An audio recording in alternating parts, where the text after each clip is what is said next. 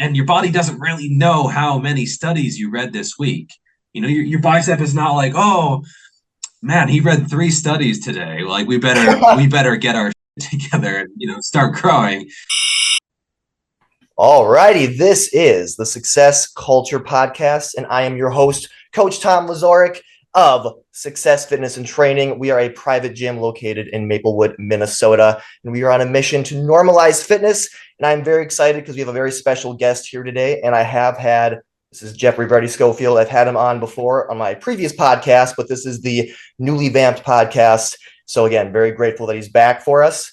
And first things first, I wanted to congratulate you on recently crossing that 140,000 subscribers on YouTube. That's amazing. And with that in mind, a lot of our listeners are not really from the YouTube side of things. So tell the people who you are and what you're about. Sure, yeah. Thanks for having me. I've been on YouTube. I've been writer. I've been writing stuff online, books, everything. So I've sort of been into this fitness thing for myself about 10 years or so, but in this sort of fitness world about 6 years or so. And man, I just really like to lift. I like to train hard. I like to be able to share that knowledge with other people and help teach other people the knowledge and the wisdom that I've gained. I was a teacher before I was into fitness, and so it was sort of a natural progression into teaching something else, and now teaching my passion and my hobby and what I love to do as well. So yeah, I'm more of a fitness generalist, and yeah, I just like all things about fitness, nutrition, diet, training, you name it, I'm into it. And you're a great teacher too. You're one of my favorites, as you know. And one of the things that I appreciate the most is how nuanced your takes are. And that kind of leads me into what the main topic of this podcast is going to be, which is sort of the more science-based, evidence-based realm of fitness, and then maybe the more experience-based, we'll say, or some people will call it bro science, which, I mean, there was a time where bro science was really just a negative term, but I feel like it's almost coming back around because there's been so much, I don't know, it seems like science-based is sort of taking over, but it's kind of gotten out of hand, you could say, which might make me sound unintelligent because I'm like dissing on science, but that's not to say that I don't trust in the science. I think the science is very important, very valuable, but exercise science is also inherently very flawed because it's kind of hard to control for all the different variables and what have you. So I guess right out the gate then, what is your sort of general take on exercise science versus the other side of things? Or how do you see each one, and like what place do both of those have in somebody's, I guess, approaching their personal fitness? Yeah, so I do think they actually complement each other pretty well. And I personally do use both. I kind of look at science as a more general guidelines type of thing that gives you a starting point if you don't know any information about yourself. If you're just getting into the gym, you don't really have a training history at all. And so you don't really have an experience to base your own training decisions off of. And I don't know about you, but I messed up a lot of things my first year or two of training, and I still got decent results because in the beginning you're very sensitive to training, and right, you're going to grow off of even doing things wrong. But looking back, yeah, there's a whole bunch of stuff that I would have done differently, not just based on what I know now, based on my own experience, but also just based on learning and reading and keeping up with science-based creators. And I have gone pretty hard on science before because I do think that there are issues with it. And I think some people look at science as the only thing. And then if you say an opinion of your own training that is different from the science, people say, oh no, that must be wrong because the science says something else. Well, again, science is very general. So it's telling you what is working on average, but you might not be average. Yep. And there are hundreds of variables with yourself with regards to your training volume or your technique or your intensity or your progressions. I mean, there's a lot of decision making that goes on during training, and especially in the long run when you're trying to manipulate these variables over time. And so there's a lot going on, and you have to base that on your own personal experience. But if you don't have that, if you're just starting out, if you're a beginner, I do think that science is a pretty decent starting point for most people. Now, my sort of biggest issue with the science thus far, there's a bunch. I mean, the small sample sizes, I think that's an issue. Yep. People over extrapolating untrained lifter studies to those who are trained. And there are a number of issues. And the best science-based content creators that I follow, they also lift. Yeah. They also have a lot of personal experience. And you can tell that the personal experience informs what they say and how they say it. If you look at someone like Dr. Eric Helms, you look at someone like Jeff Nippard, you look at someone like Greg Knuckles, those are very, very good sources of information, I think, partly because they know the science in and out, and they've really committed to this, and they're devoted to this, and they read a shitload, I can tell. But also because I'm sure if a study comes out that goes against sort of the holistic bro knowledge, if you will, I don't want to call it, maybe bro science, sure. Yeah. If a study comes out that goes directly against what most lifters believe to be true, I can tell all three of those guys are like, they don't immediately accept it if it just seems, too good to be true or too different to be true. But I do see other science-based guys where they see one study and they're just like, oh, this is now what we need to do, even if it's kind of out there. And so taking a big picture approach, not just with the studies and with the science, and looking more at a meta-analysis, which is a sort of a study of studies. It's a compilation of studies where those are going to be more useful generally. Not always, but generally, where, we're not just looking at this one study, which, by the way, could be wrong. You could find something significant, but it doesn't actually mean anything. It's just a really small sample size where it's just luck. You got 3 Ronnie Colemans in one group, and oh, wow, they all grew muscle because they did blah, blah, blah training protocol. Well, no, they were all Ronnie Colemans, and there's only one Ronnie Coleman, so it's a little bit blasphemous, but you get the idea. Where, you get 3 super responders, you get 3 hyper responders in one group, and the study says, oh, this protocol works. But actually, it had nothing to do with the protocol. Maybe the protocol was actually worse, but these guys grew like weeds anyway, because, genetics, they do matter, and they are a factor, especially at the extremes. And so looking at the bulk of the knowledge, no pun intended, I think is very important, and not being too quick, too aggressive with your conclusions. I do see some people, certainly not those 3 guys I mentioned, but some science-based guys, they see one study and they almost just like use it. They just run with it. It's incredible. It's amazing. Oh, this is what we need to do. And then 6 months later, they're like, everyone forgets it because social media happens instantly. And now, we need to do something else, like this many sets per week, or this many sets, or this exercise is the best one. And so there's a lot of over extrapolating going on, partly maybe to do with marketing. You get these headlines, these titles that are just kind of out there. This is the way we need to train. Well, the study is at best a generalization and could be wrong. And so I think taking a slow approach, gradually pushing back that frontier of knowledge, I think is important. But then also, if you're an individual, you still have to go in and lift. Yeah. At the end of the day, you can read the studies, you can read the meta-analyses, you can be subscribed to research reviews. I'm subscribed to Mass. I really enjoy it. And, you can do all that, and that's good and useful and good background information.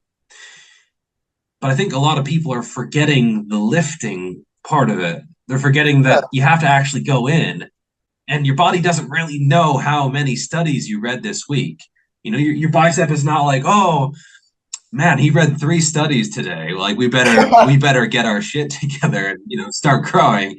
No, it has no idea. It just knows, wow, that set of curls was really, really tough. And all right, boys, all right, fibers adjacent to the let's do something. We got to adapt to this, right? And so you do see people, and this might be a shock to anyone who's really into the science. You see people who have never even considered science in their lives, and they've gotten incredible results. They've never watched a YouTube video about fitness in their life because they just went in and worked really hard and maybe talked to some people and tried to get better over time. And they were observant and they listened to their body and they went by feel and they got tremendously jacked. Now, usually the response to this from the guys who are small and reading a lot of studies, it's one of 2 things. It's almost always one of 2 things. It's either steroids, which is sometimes true. I mean, if they're ridiculously jacked, yeah, no, it very well might be that, which is a confounding variable because they work, they're effective. I don't advise them at all. I've chosen to stay natural because it's the best choice for me, and I think it is for most people. Yeah. But yeah, if you see a massive dude in the gym, yeah, he very well might be on the sauce, which could confound things.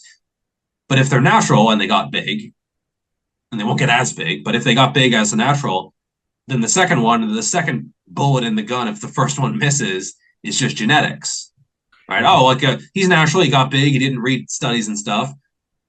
He must have great genetics, right? Well, Something. maybe as well. Yeah, but there's always some excuse for why the guy who is not putting in the work on the computer screen is somehow big, right? Yeah. And so at the end of the day, I try to balance both of them. I try to use both of them, and they do complement each other really, really well. I Like when agree. it comes to supplements, I think the science is incredible because what are the odds that you're like a super responder to some supplement that doesn't work for the vast majority of people, that shows no effect whatsoever compared to a placebo? Probably not very much. But training, so many different things can work that I do think that personal experimentation is probably a good idea. Plus, there's a cost to supplements, both in terms of money, but also in terms of, you don't actually 100% know what is in there a lot of the times. Yeah.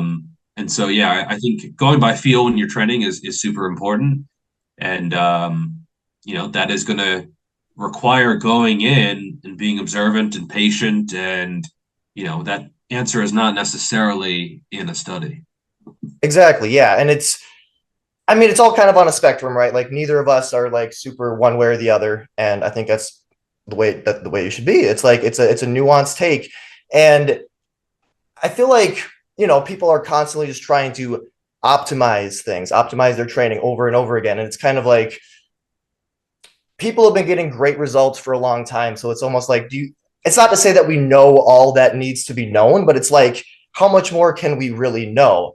And then, as we are continuously trying to optimize things, it's like individual experience is very important, and also just enjoyment for adherence. So it's like somebody may be really leaning into the science, but that's not even something that they're going to be able to adhere to long term because it's not fun for them or whatever. Like I know I'm not to just name drop too much, but a lot of like Renaissance periodization, it's very a lot of the movements that are showcased are very robotic, and I feel like that takes a lot of the fun out of it for me personally.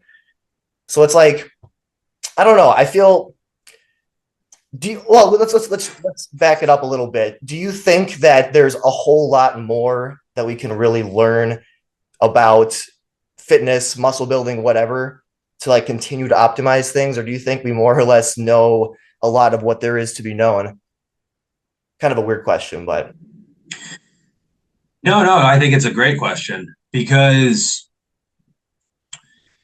I would actually argue that in terms of bro science versus science, usually when the bros are wrong, we kind of forget about it.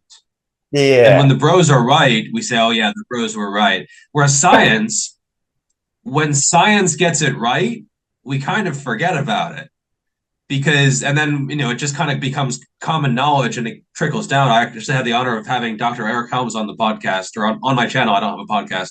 On my channel, a few months ago, and he said something similar to that, and he's completely right because I've sort of kept up with things over the past 10 years, and there were a lot of things 10 years ago that were not common knowledge, but are absolutely common knowledge now. And he's been lifting longer than me. I think he's been at it around 20 years. So he's seen even more of that transition.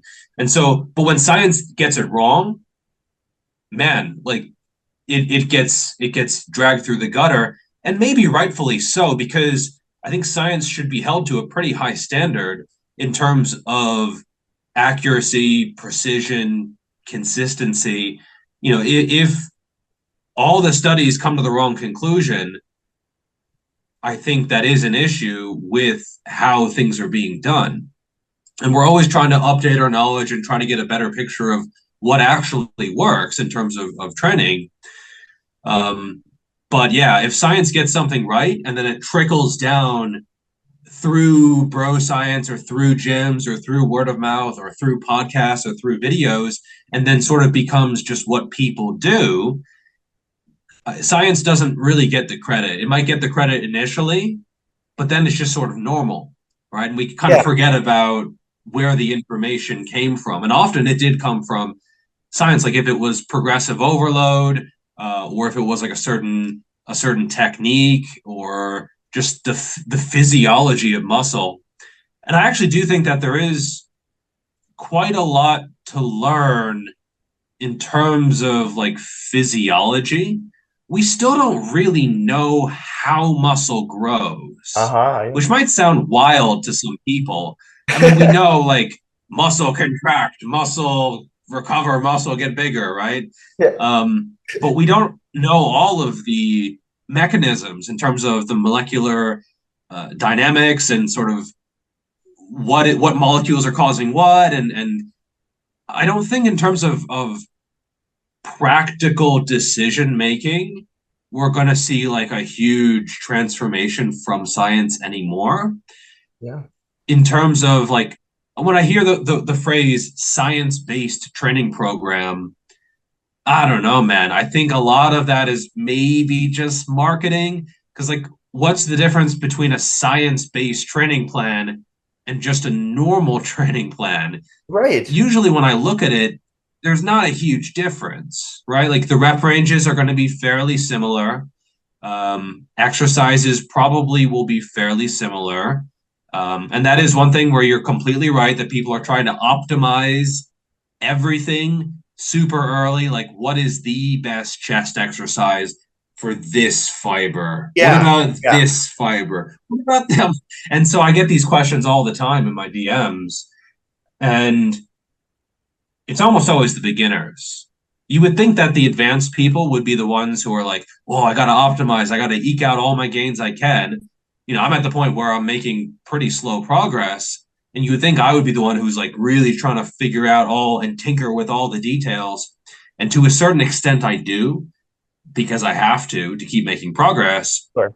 But I'm not like really, okay, I got to do this exercise to really isolate this part. I've played around with that kind of stuff. I think there's some value there.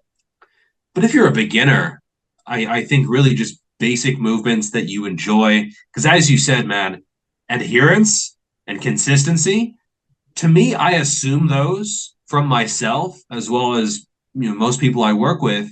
But the reality is that's where a lot of people struggle. It's just showing up in a lot of cases, And I'm sure as a coach, you've seen where if you can get someone working hard and showing up, you're going to see results as long as it's a somewhat reasonable program, decent exercise selection, okay rep ranges. Whereas people are like, should I do sets of 8 or sets of 10 on this?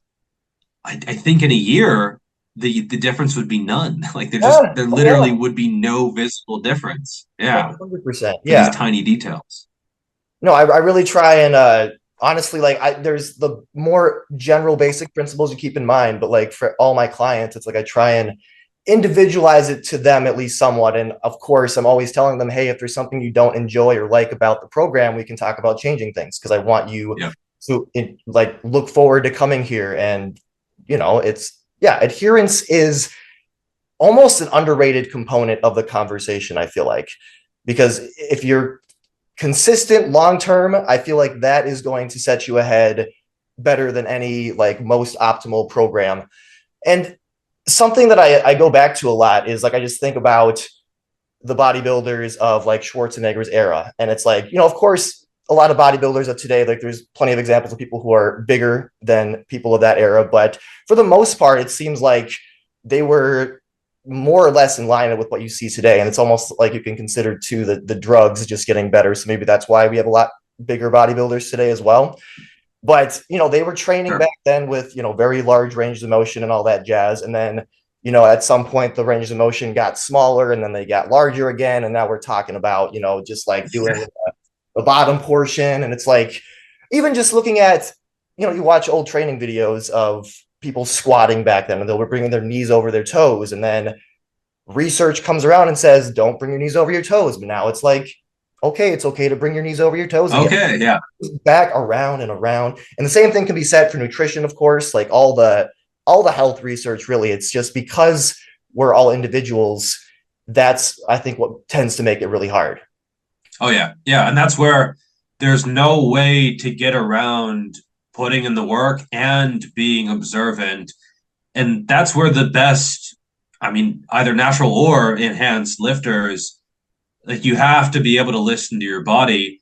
A little bit of a sneak peek here. I have a video coming up on lifting wisdom because I think a lot of people have a lot of information, but it's almost this information overload and they lack wisdom. So they have all these facts, this proportion of the sartorius does this. And it's like, well, okay, but you don't know how to do any movements that might use it. And then you look at them train and it's just a nightmare, right?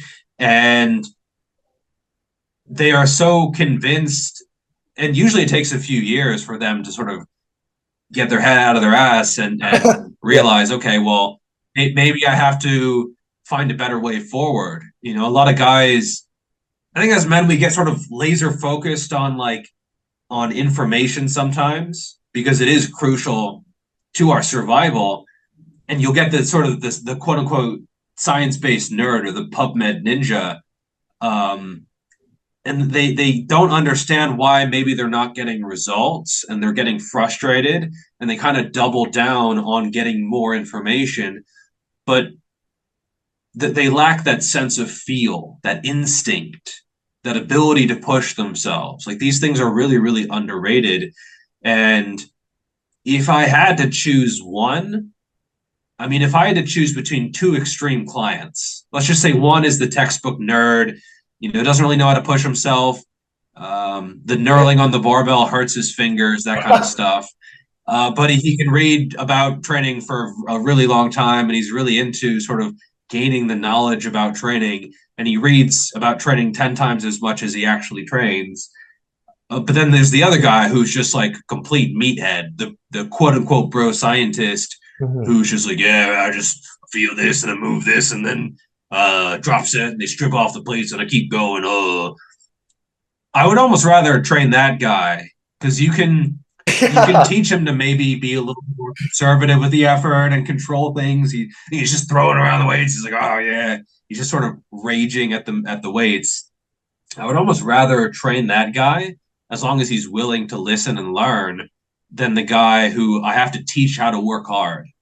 I have to teach how to push himself because that is difficult. It is really difficult, even if you're in person, because someone will do a set of 5 or something, and the bar will not slow down at all. It'll look quite easy, and they'll be like, "Oh man, that was and I'm like, okay, so how hard was that set? Like, man, that was like a really hard set. I'm like, all right, well, we have some work to do in terms of effort, and that's really hard because they don't understand how little effort they're actually giving, because maybe just subjectively it's really hard for them, right? Most beginners think they train super hard. I've had guys tell me like, bro, you don't have to worry about my effort. I train so hard. And then I watch a set and I'm like, how do I break it to them? How do I convey this information? Some people need tough love. Yeah. And then okay, you think you're here, you're actually here. I mean, you got to stay hungry and humble and know that like your effort really is not as good as you think. Other people, this is where knowing the person is super important. You know, some people tough love is absolutely the way to go. Rip that band-aid off and just, tell them. Other people, he's like, all right, well, maybe let's add 10 pounds and like, progress from there and sort of gradually egg them on and sort of ease them into hard training, which might be better in terms of like injury prevention and them staying consistent. But yeah, I think really knowing the person and knowing which approach to use is the way to go. But in terms of like the other guy, the guy who's already training really, really, really hard, that's usually easy. Usually Yeah. they're the ones who struggle with injury Sure. or, maybe recovery issues, that kind of stuff. So that they are the ones who you need to almost hold back. Like most professional coaches, in terms of like Olympic athletes, the coach is not there to motivate them. They're going to show up, they're going to work their asses off. The coach is there to hold them back and to stop them from destroying themselves Yeah. because they are just a raging elemental. They just have some kind of rage deep within them, or they're just better at pushing themselves. And they need to be told, go home. You're dragging. You need a day off, or you need an easy workout, or you need to keep reps in reserve.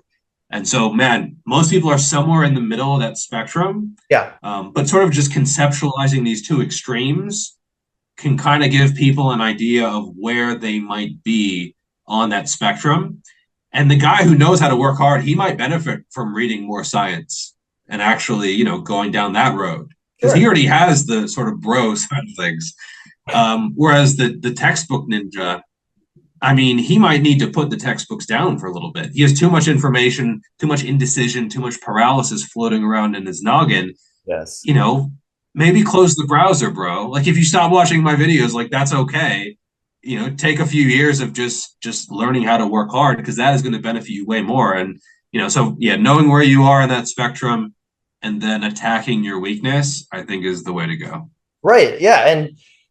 And since we acknowledge effort is so important, it's also kind of like you almost need to learn what it is to give effort. Because how do you really teach that? Like you said, someone can say, oh, that was a hard set and get done. But you, the more experienced lifter, knows what it is to like look like you truly exerted yourself. I see it all the time. Like I'll tell my clients, like, hey, when I'm not, Yeah. you need to do this, but like when I finish my set of calf raises, I'm practically jumping off of the machine and I'm in tears. And again, I'm not saying you need to Yeah. do that, but like you finish the set and just say, oof, that was a hard set. And it's like, ugh, we're not quite there yet.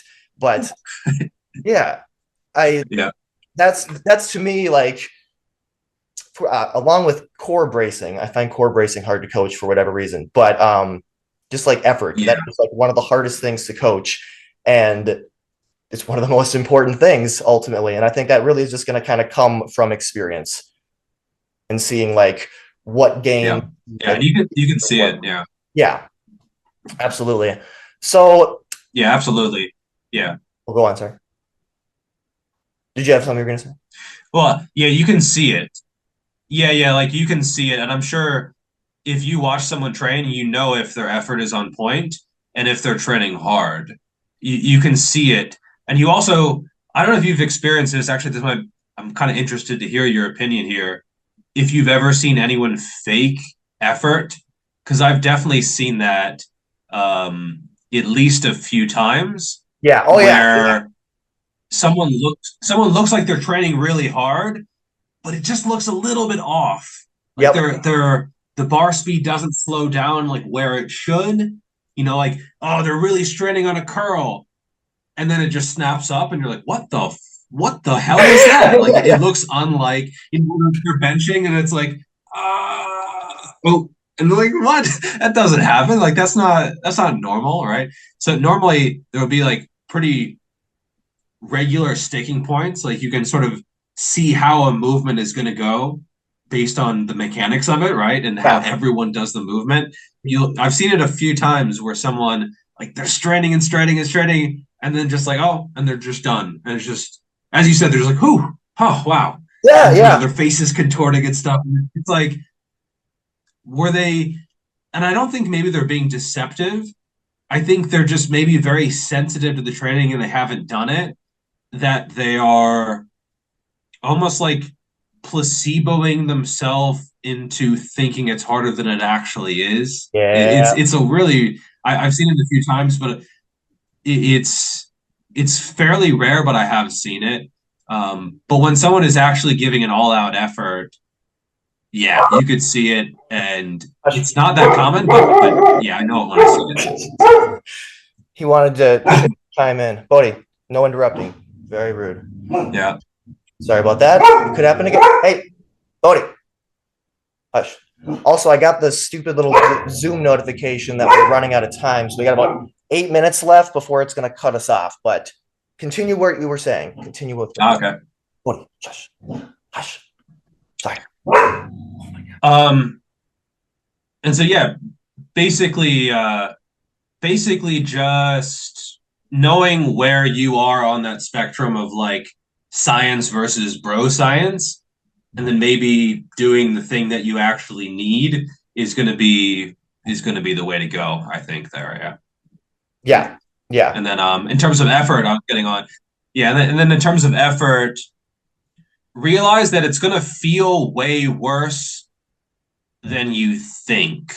And I think filming yourself is actually very useful because sometimes it feels awful, but then you'll watch it back and it'll look way better than it felt. I don't know if you've experienced this where for sure. maybe you're squatting or something and you're like, that was the hardest set of my life. And then you're watching it back a minute later and you're like, actually, the reps didn't slow down that much. And, gun to my head, I probably could have gotten another rep or two. Yeah. And so I think filming yourself and then watching it back and being like, okay, well, that felt awful. I don't think I could have gotten one during the set. But looking out at it now, yeah, okay, maybe I could have gotten an extra rep. And so I think especially on lower body compounds, squats, leg presses, Bulgarian split squats, those kind of stuff, RDLs, those are prime examples that most people are nowhere near failure.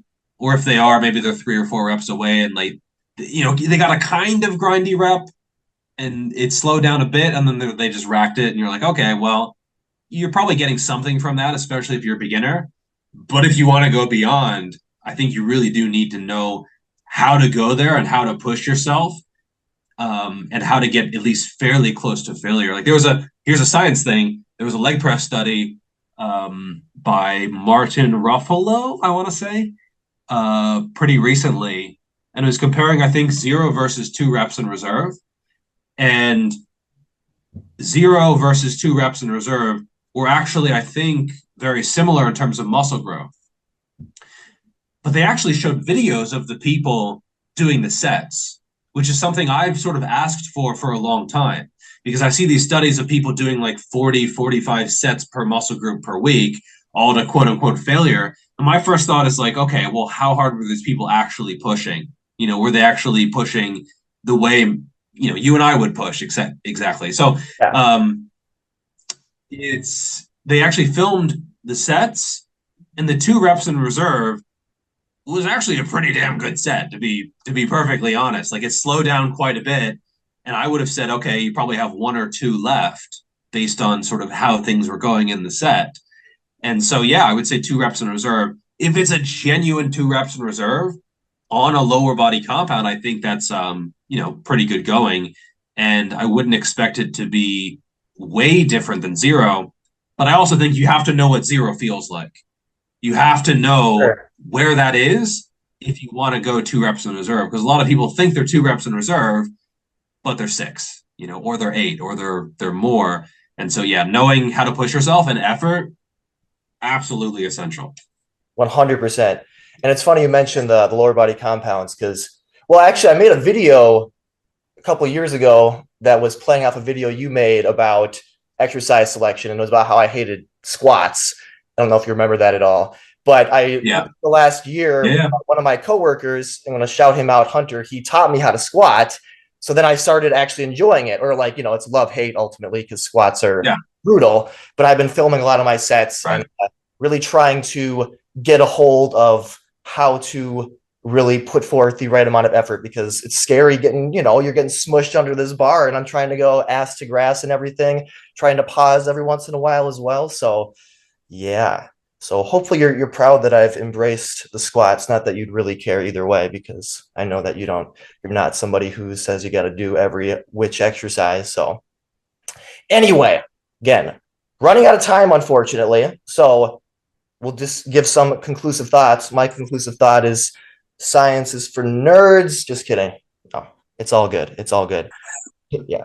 But yeah, let's give some concluding thoughts real quick. If you have, well, I guess if you have any concluding thoughts on the topic, and then we'll wrap it up from there.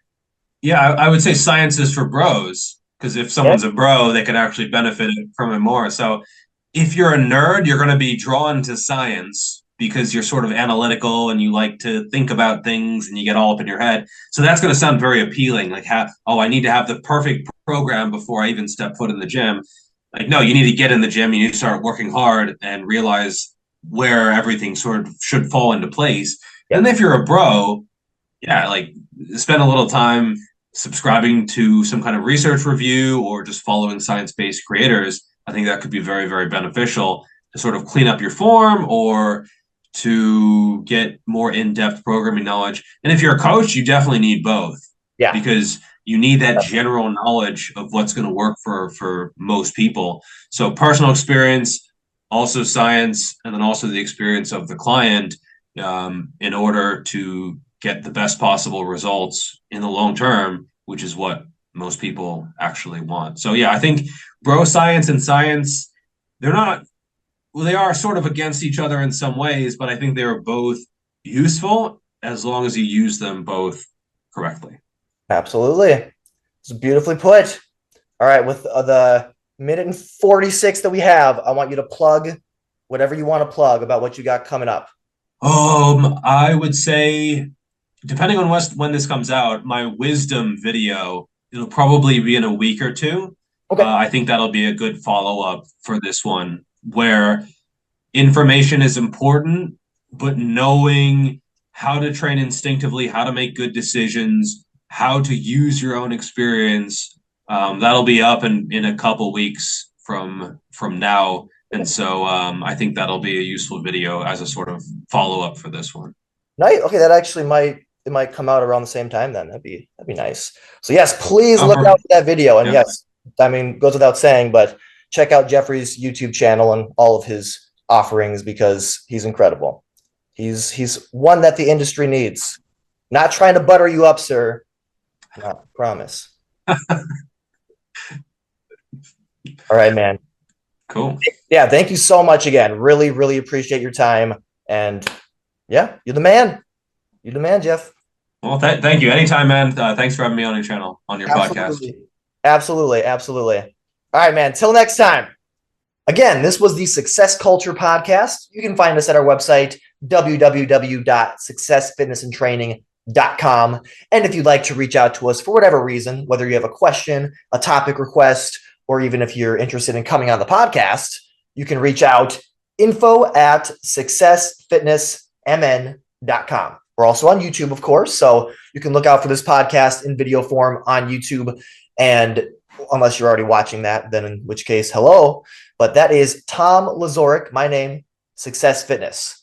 And we're, of course, on all of the other socials as well. So, Instagram, Facebook, LinkedIn, TikTok, unfortunately. So Success Fitness and Training, MN. Look for us on all the socials. And I'm wishing you health and happiness. Thank you so much for watching, listening, whatever the case may be. Let's grow. See you next time.